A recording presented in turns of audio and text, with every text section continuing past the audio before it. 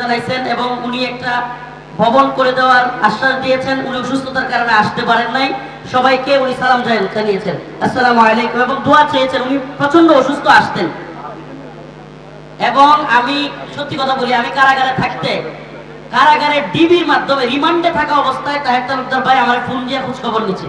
আল্লাহ পাক ওনাকে সুস্থতা দান করুক, আমিন। এ পর্যায়ে আমরা ইনশাআল্লাহ হাফেজ ছাত্রদের পাগড়ি প্রধান অনুষ্ঠানের শুরু করতে যাচ্ছি।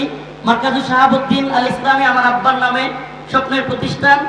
এখন আপনাদের কাছে সামনে পাগড়ি নেবেন মোহাম্মদ আরাফাত হুসাইন। আরাফাত সামনে আসো। পাগড়ি দিবেন সুবহানাল্লাহি ওয়া বিহামদিহি শাইখুল হাদিস ইবনে শাইখুল হাদিস আল্লামা মামুনুল হক দামাত বারাকাতুহু এবং মুফতি সাখাওয়াত হোসেন রাজি দামাত বারাকাতুহু, মুফতি মনির হোসেন কাসিমি দামাত বারাকাতুহু, এবং একজন আপনারা শুনলে সবাই খুশি হবেন, একজন অতিথি আছে যিনি আজকের এই প্রোগ্রামের জন্য অনেক কষ্ট করেছেন এবং এই কপ্টারের ইন্তজাম সহ সকল ইন্তজাম উনি ঢাকা থেকে হুজুরদেরকে নিয়ে আসা। উনি হলেন আদ্দিন ফাউন্ডেশনের চেয়ারম্যান। কয়েকদিন আগে আপনারা যশোরে যে প্রোগ্রামটা দেখেছিলেন, সেই প্রোগ্রাম যিনি ইন্তজাম করেছিলেন, সারা বাংলাদেশের রেকর্ড পরিমাণ মানুষ যেই প্রোগ্রামে হয়েছিল, আকিজ গ্রুপের প্রধান আমার আঙ্কেল। কোথায় আঙ্কেল আছে? ইনশাআল্লাহ আঙ্কেল আপনাদেরকে সালাম দিবে। এবং আমি আঙ্কেলের প্রতি রিকোয়েস্ট করেছিলাম, নিজের জন্য নয়, আমি এই এলাকাবাসীর জন্য আঙ্কেলের কাছে রিকোয়েস্ট করেছিলাম যে আমার এলাকায় একটা ভালো কোনো মানের হসপিটাল নাই, চিকিৎসা ব্যবস্থা এত দুর্বল যে প্রত্যন্ত অঞ্চলের মানুষ সেই ময়মনসিংহ যেতে যেতে অনেক রোগী রাস্তায় মারা যায়।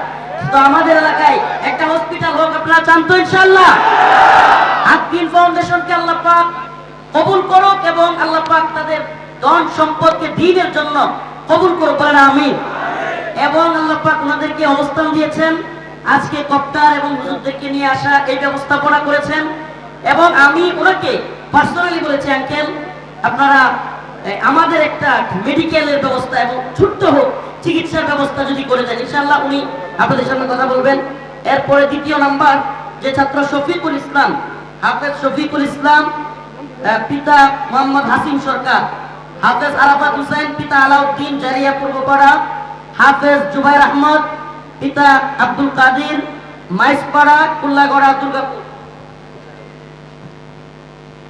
হাফেজ মোহাম্মদ আব্দুল মালিক, পিতা মোহাম্মদ ইজ্জত আলী কাশীনাথপুর দুধনই, হাফেজ মোহাম্মদ উমর ফারুক, পিতা মোহাম্মদ ইদ্রিস আলী আমার বাগিনা বুজালি কান্দা,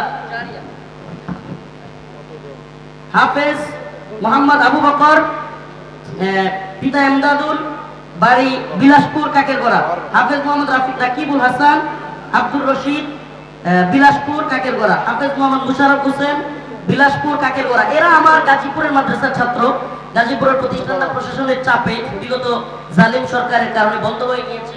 ওই ছেলেগুলোকে এখানে পাঠিয়ে দেওয়া হচ্ছে। সর্বমোট আমাদের এখানকার 13 জন আর এই 10 জন, আমাদের এখানকার 3 জন ছাত্র হলো গাজীপুর মাদ্রাসার।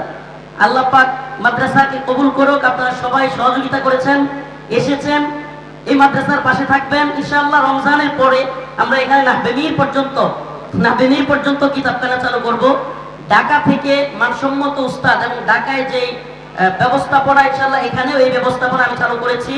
আপনারা হয়তো সময়ের স্বল্পতার কারণে আমরা একটা প্রদর্শনী দিতে পারতেছি না, সময়ের স্বল্পতার কারণে। আমাদের ছাত্রদের যে লেখা আলহামদুলিল্লাহ, এটা অনেক প্রাইমারি পাস ছেলে পেলে নুরানি ছাত্রদের সাথে লিখতে পারবে না, সময়ের স্বল্পতায় আমরা পারতেছি না ইনশাআল্লাহ।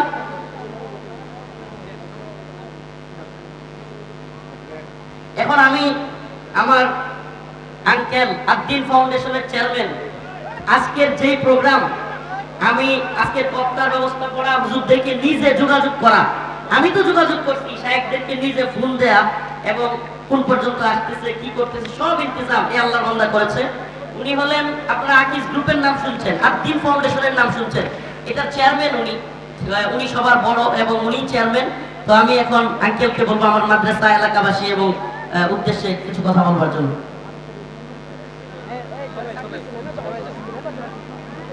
আমি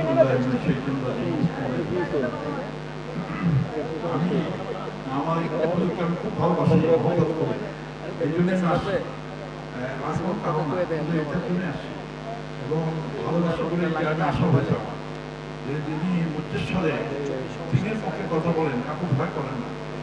এরকম মানুষের দরকার আছে না? আছে না? সুতরাং এটা হচ্ছে বাংলাদেশের হযরত ওমর। এই হযরত ওমর আরো বেশি হওয়া দরকার। হয়তো ওমরের দরকার, আবু বকরের দরকার। আমার স্ত্রী বলছে যে তুমি তো যাচ্ছ, আমার তো ভয় লাগে, কার সাথে যাচ্ছ? তার কিন্তু হয়তো ওমরের দরকার আছে কিনা নেই। সুতরাং আমরা এই হয়তো ওমরের জন্য দোয়া করি। আর আজকে এই যে পার্টি পাওয়া মেটেন জন্য আমার একটা দায়বদ্ধতা বেড়ে গেল। আমি হুজুরের কাছে দোয়া করছি যেন আল্লাহ আমাকে হাফেজ অবস্থায় কবর নিয়ে যায়। আমিন। এই আমি এখন 2 পারা প্রায় কাছাকাছি চলে গেছে। তো আমি যেন এই শেষ বয়সে কোরআনটা ইউজ করতে পারি, এই দোয়াটা আপনারা করবেন। আমি ওদের কাছে দোয়া করছি, সবার কাছে দোয়া করছি ইনশাআল্লাহ। আমার কিছু বলার নেই। উনি বললেন, আমি উনি বলে বলছি, কারণ আলেমদেরকে সম্মান করে কথা বলা। আমি যত বড় হয় উনি হচ্ছেন আলেম, সেই জন্য আমাকে উনি বলছি। উনি বললেন যে এখানে একটা হাসপাতাল বন্ধ কিছু করা, এটা আমি দেখে গেলাম, দেখা যাক আমাদের লোকজনের সাথে কথা বলি ইনশাআল্লাহ। আর এখানে কিছু করা যায় কিনা, মাদ্রাসার সাথে মানে সম্পৃক্ত করে কিছু করা যায় কিনা, এটা আমি চিন্তা করবো, আমার ভাবনা নিলাম। তো আজকে আর কথা বলবো না, কারণ আমাদের সময় অনেক শেষ হয়ে গেছে অনেক আগে। আপনাদের জন্য, আপনি আমাদের জন্য দোয়া করবেন যাতে আল্লাহ করে থাকতে পারি, আলেমদের সঙ্গে থাকতে পারি, আলেমদের সঙ্গে না, আলেমদের মাথায় নিয়ে থাকতে পারি। আলেমদের সঙ্গে থাকাটা বলা আমার বেয়াদবি হলো, আলেমদের মাথায় নিয়ে থাকতে পারি। এই তৌফিক আল্লাহ যেন আমাদের। আর একটা অনুরোধ করবো, সেই বয়সে সেই সময় এসে অনুভূতি হয়েছে আলেমদের সমালোচনা না করি। আমি ডাক্তার হয়েছি, ডাক্তারদের সমালোচনা করতে পারি না। আলেমদের আমরা সমালোচনা না করি, আলেমদের তার মাথার করে উঠে রাখি। আমরা আলেমদেরকে মাথার করে রাখবো, ঠিক আছে তো? এই উদ্দেশ্যে এখানে আসা, আলেমদেরকে সম্মান করি, আলেমদেরকে ভালোবাসি এবং আলেমদের কথা মতো চলি। আল্লাহ আমাদেরকে সবাইকে ধন্যবাদ। আসসালামু আলাইকুম ওয়া রাহমাতুল্লাহি ওয়া বারাকাতুহু। ধন্যবাদ এবং শুকরিয়া জ্ঞাপন করছি আমার আঙ্কেল